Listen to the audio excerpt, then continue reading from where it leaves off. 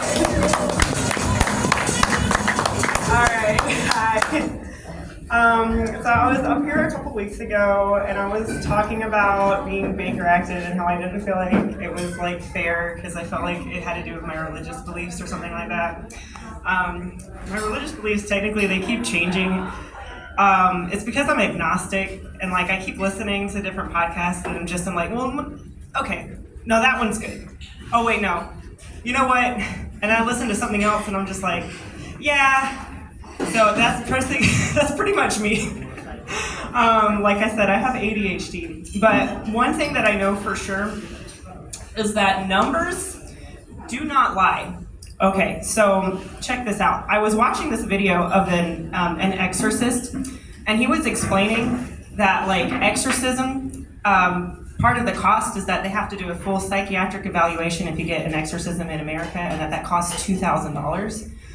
So it can be kind of expensive, but like when I got Baker acted, my out-of-pocket maximum was $6,000. So being exorcised would have been cheaper. So, like this is what I'm trying to say. Like I was trying to have a discussion with my wife about how I didn't want to go into an emergency room for an extended period of time. I tried to have this discussion with her and she just wasn't having it.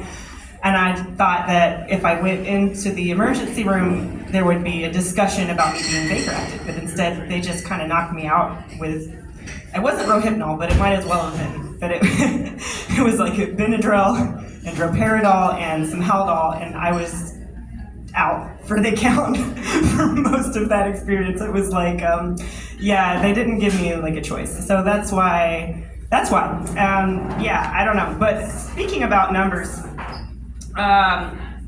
originally I was so stressed out because of money. I thought that I was being, like I said, I was being oppressed by demonic forces, but it was because I was taking Concerta. But it was because time kept skipping ahead, and I knew it was happening. It was a bizarre experience. But this exorcist that I was watching on YouTube explained it.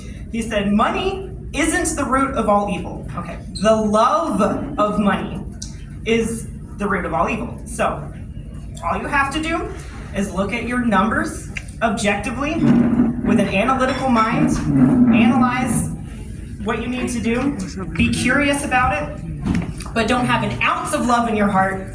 And what tends to happen to a lot of people who do this is that they realize that they need to get a divorce. This is kind of a normal thing that happens. I'm just not an exception. But speaking of Catholicism, the other thing that he was talking about was how I've never understood this because I was raised Protestant. I was raised Southern Baptist. But Catholics, they have this thing where they pray to Mary. But what the exorcist was explaining is it's not that you're praying to Mary she's really going to do something. What you're really doing, and I'm kind of summarizing it because this is just the way that I understood it. You're praying to Mary in order to ask Jesus to do stuff, in order to ask God to do stuff for you. So it's because I was always taught that Jesus and God is basically the same thing because Jesus is just God, but when he's human, right? So it's all kind of different ways of looking at things. And I was just kind of when I realized that that's what Catholics are doing, I was like, oh my gosh, that is so manipulative. But technically, I get it. That would work, And I'm just imagining now, if I asked Mary for stuff, to ask Jesus for stuff, to ask God for stuff, and I'm just imagining Jesus being sat there but Mom, I wasn't going to do that miracle today, and that one was kind of stupid, and Mary's just going to be now son, you have nothing better to do. And I can just imagine God just being sat back there, just kind of watching this whole exchange, being you know what,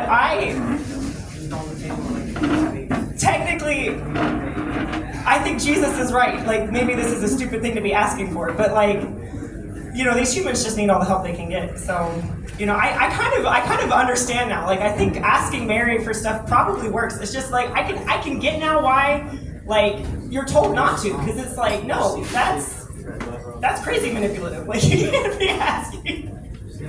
somebody's mom to do stuff for you. Oh my god. But anyway, this is basically what happens. Okay, so at work, and I'll have to wrap this up fast. But I'm actually, what I do for work is I'm a real, legitimate, honest to God, actual, and in fact, union shop steward. I know. I won't tell you where, but that explains the other reason why I got Baker active. But people will just drive you crazy, okay? Like, I mean, just think about it, being a shop steward, and it's like you're sort of, you're like a lawyer, but you're not. But you're also like a therapist, but you're not. But you kind of wish that you got paid to do it, but you don't. You just get paid the rate of pay that your normal job is. And you would think people would maybe somewhat halfway respect you, but they don't. Anyway, that's pretty much what happened to me. All right, I'll have to have more for next time. Have a good one. All right, good night. That was a theme song to The Exorcist. There you go. Okay, that makes sense. Yeah. Yeah, that makes sense. This poor girl. Should we just pray for you? You want the whole bar? Yeah. Thank you. Dear Lord Jesus, please take care of Cara. Amen. Ask Mary too, just in case. I'm good.